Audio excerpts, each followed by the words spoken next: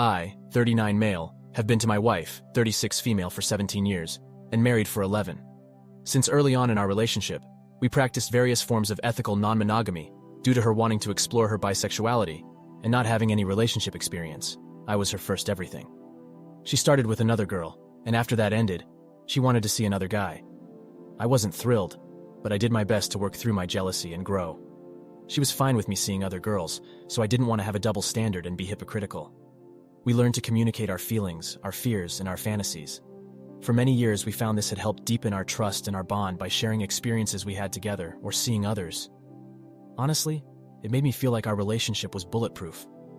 Not to say we didn't have hurdles along the way, but it felt like we had unlocked some secret code that made us extremely close. Best friends, lovers, and soulmates. Fast forward to 2019. We had been working with a fertility clinic for a few years to try and start a family. We were approaching the beginning procedures when COVID paused things per the facility. She decided to have one more fling before we pulled the trigger on the kid while things were paused. She said she felt that once we had a kid and she became a mom, it would change her outlook on things, and she wanted to take advantage of it. I understood and agreed. She encouraged me to do the same. Things moved slowly and cautiously with COVID. She ran into a guy she had talked with for over a month, planned to meet, and he never showed. I wasn't having any luck either, so I figured we'd call it done. This was for fun, not a necessity. But she wouldn't give it up. She found another guy, and when things didn't work out, she found another guy who she ended up seeing for a while. It was strange and unlike her, but I chalked it up to her just feeling the pressure of being a mom and wanting to get things out of her system, as well as feeling a bit rejected from being stood up by the first guy. Over the summer of 2019, I decided to try and fix my health a bit. I had always been overweight, but had been losing weight since we met. I was probably 315 pounds when we met, and at this time was about 220 pounds. I had been diagnosed with type 2 diabetes a few years before, but despite losing some weight and cutting some sugar, I was still not as healthy as I could have been, hence the fertility clinic. Trying to reverse some of the damage my high sugar had caused, wanting to be healthy for her and the kid, and feeling some pressure from her chasing down other guys, I decided to get my ish together and get healthy. I changed my diet and exercise, dropping about 30 to 40 pounds in a year. Come to the fall of 2021, and her fling with the third guy ends. We're still working with the fertility clinic after some setbacks, but by the spring of 2022, we're on track for IVF after IUI didn't pan out. However, we're nervous about the risks and the cost, and unsure how to proceed with the Supreme Court overturning of Roe v. Wade and its effects on fertility treatment options. We weren't sure if starting a family was the right choice for us anymore. We both had gotten healthier in the last year. I was down to about 160 pounds at this point, and enjoyed going out and living a little more after all the COVID lockdowns. I honestly felt that we were financially, physically, and relationally fit, at the peak of our relationship. Things had changed so much, and our freedom in not having kids had us reprioritizing and redeciding. So I was surprised when she told me she had been talking to a guy, AP, for a few days. I had no idea she was looking in the first place. But she seemed excited, so I wanted to support her. A few weeks later, we were on a romantic staycation I had planned at a resort in town for our anniversary. On that trip, she admitted she had started developing feelings for him. It wasn't unusual for her to establish a connection with the people she got into ENM relationships with. But this was different, and a lot more polyamorous than previous situations. I told her I had reservations, but would support her if she wanted to move forward. She planned their first meetup before the trip was over. Whenever we sleep with someone else, we walk each other through what happened. For my wife, any stories of me with other girls had been a turn-on for her. Hearing about her escapades was more about understanding the accounts of the encounter rather than a fetish for me, which she was aware of. Between our anniversary trip and their first meetup, she had gone from gushing about him to mum's the word. When we discussed their first meetup, the details were short and vague, which was unusual. The only thing I could pull out of her was that she had taken advantage of the fact that she was on birth control as part of the fertility treatments and forewent using protection, as we had discussed. I was mad, but she thought I just wanted her to use it so she wouldn't get pregnant and swore she wouldn't do that again. I was suspicious of all of it but tried to understand. Until this point, as far as I knew, she had always been honest, never hid anything from me, and had no reason to. Things escalated quickly. They were constantly texting late into the night.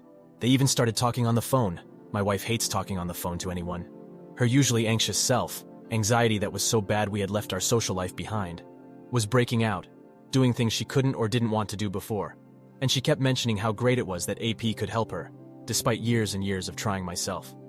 all the work I had done to get in shape, and she found an AP who ran marathons. She seemed so happy, and I didn't want to get in the way, even though I couldn't understand how I didn't make her that happy anymore. It felt like she was moving on, but I tried to convince myself it was just the new relationship excitement that ENM poly relationships often experience. I tried confronting her about it multiple times, but she would make it feel like I was just jealous and insecure, and insisted I had nothing to worry about.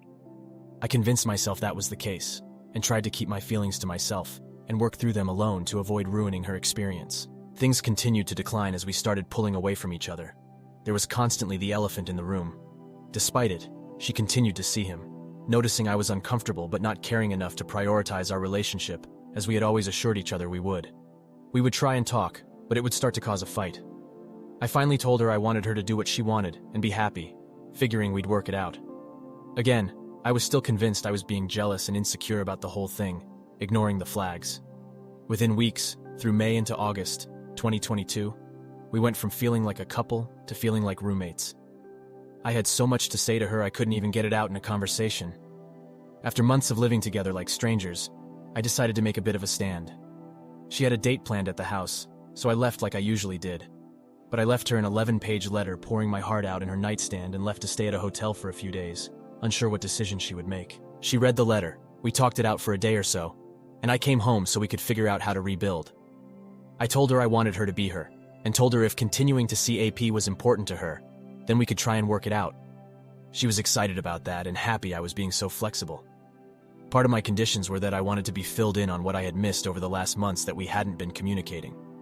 Transparency was our thing, and she hadn't been. She agreed. And this is where things start to get even crazier. We had never hidden our phones from each other, but out of respect, we had never really looked at each other's text conversations with people we saw. Instead, we would show them to each other willingly, which hadn't been the case this time.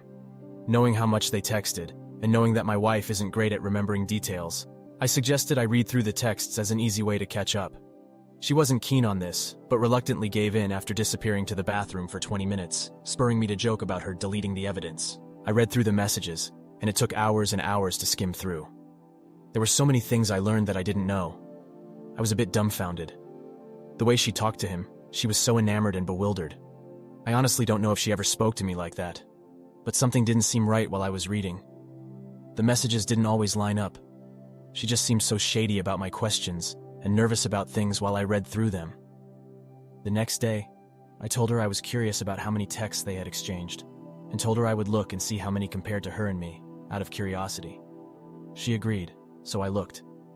I was shocked that in a few months, they had exchanged tens of thousands of text messages, but I was more shocked to find that the number of text messages backed up the day before I read them was higher by almost a few hundred. She had deleted messages when she ran off to the bathroom. I recovered them via the backup and learned all kinds of details she hadn't disclosed. He had slapped and choked her, something that wasn't allowed. She had hidden buying lingerie and wearing it for him. She even met up with him one night to take care of him in a parking lot. She never returned to using protection, despite saying she would and telling me she was. Hell, even the night I wrote the letter pouring out my heart, she sent him messages saying how she wished he was there in bed, cuddling her that night while I was crying in a hotel room. There were so many things she hid from me, and so many secrets I uncovered. I decided to see if she would come clean on her own. I kept the newfound details to myself, and that night when she got home from work, we discussed spending the weekend making sure we had talked everything out, and that she would have told me everything I should know that happened between them by the end of the weekend. I told her that it was a safe space, that I just wanted her to be honest, that she had nothing to fear, and that all I wanted was the truth, so we could resolve this and move on. I even tried to float scenarios similar to the details I had learned, hoping it would trigger her to come clean. By Monday, she hadn't confessed anything. Furious and defeated, I crafted another letter, along with a copy of the text she deleted, and left it for her to find when she came home from work, packed some of my things, and left. She called, panicked and distraught. She begged me to come back, said it was all a mistake, that she was scared and trying to protect my feelings. She at least had the decency to call it off with AP. We had a couple of fights, one where she literally held a knife to her wrist and threatened to kill herself if I left. It was just an attention grab. She's not suicidal by any means. I moved to a hotel, then an Airbnb for about a month. Since I work from home, we decided I should move back home, and she would move out so I could take care of our 14-year-old senior dog. During this time, we started counseling to work through things and see if we could reconcile. Then, at the beginning of November, Our dog got sick and passed away. We were both devastated. He had been the kid we never had, and the grief was so heavy. I was so broken by everything, and we tried to help each other through it, leaning on our friendship. That bled into the holidays, her moving back home, etc. The normalcy was distracting from her infidelity and the loss. But once January came, and the grief of our dog became more manageable, I realized I still wasn't okay with what she did. We try. We go to therapy every Wednesday. She's unlocked a lot of past trauma, which I'm happy about for her. But I feel like she's using it as a scapegoat for what happened. Maybe I'm just that jaded. More infuriating is her saying that she thought my getting into shape was so I could leave her behind, and that the decision not to have kids broke her. While I understand this, it feels like a load of bull since she knew why I was getting in shape, and we discussed at length about not having a kid. She's claiming she needed an escape from feeling like I was leaving her behind, and she failed me, herself, and her parents by deciding not to have a kid, even though the bulk of it was medical issues on my end that made that decision for us. There's just so much that contradicts itself. So many pieces don't add up. Like, what was she protecting my feelings from? What was there to protect if I knew she was sleeping with him? How could you disrespect me and our relationship so profoundly and so quickly? What did you hide from me with the other people you saw? I feel like the conspiracy meme guy, adding more pins and threads every time I think about it. Sometimes I fear I already know the answers and don't want to admit it to myself. Furthermore, I feel trapped now. We're living together, playing house essentially. On good days, it's okay, but there are still so many days that I want to cut and run. I care about her, and I'll always have a love for her, despite the hurt. But I don't know if I'm in love with her anymore, or if I ever will be again. Or maybe I'm still mad, hurt, and betrayed, and my walls are so high I can't see past them. I'm giving the therapy process time and being as patient as possible, but I honestly don't know what to do. In the last few sessions, the therapist has mentioned it can take years for me to get beyond the PTSD of this and be okay. I don't know if I can live this way for that long to find out that I'm still not okay. I can't get past this, and we both wasted years trying. But she's trying so hard, putting in the effort, and I can see and feel genuine remorse for what happened. I'm not sure what I'm asking or seeking by posting this other than to see what input you all can provide, especially anyone who has been in a similar situation. I'm just feeling lost, adrift, and stuck. The therapist has been helpful, but I'm still not sure it's going to resolve this. I worry that I am chasing what was. In the same breath, I'm aware this will never be what it was. I honestly feel like that was stolen from me, and I'm being forced to settle for what this will be. It almost feels worse because she had permission to sleep with him, and she took advantage of it. I'm doing my best to be objective here, but it's tough to see past it all. Thanks for reading and taking the time. Appreciate any feedback and am happy to answer any questions. Now for the top comments. This isn't meant as a criticism of the lifestyle you decided to share with your wife, because you are free to do as you please. However, pragmatically, a non-monogamous relationship of any type invites feelings and relationships to occur with people outside of the marriage. I don't really have much advice to offer simply because there are various ways of approaching this problem, and all of them are very personal in preference. You can leave and seek a different type of relationship. You can leave and seek a similar relationship, but with a partner that will play by the rules you both create. You can stay and play this out. You can try to work on things in a cooperative manner, or you can try to get back at her by doing the same thing and let the relationship continue out of nostalgia.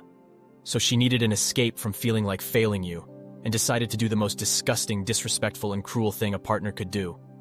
LOL, yeah, I wouldn't want her either. Dude, whatever you see from her is fake. She is desperate, not empathetic. She used you. She will continue. She has no boundaries. I'm sorry. Let me ask this question, and when you honestly answer to yourself, you might have the clarity you need to decide what to do. While you were bending over backwards, jumping through hoops, sacrificing your happiness to make her happy and help her meet her emotional needs, what was she doing for your happiness and emotional needs? If you can find the answer to that, you'll know how to proceed. It sounds like your relationship has run its course, but you're not willing to admit that. Man, what did I just read?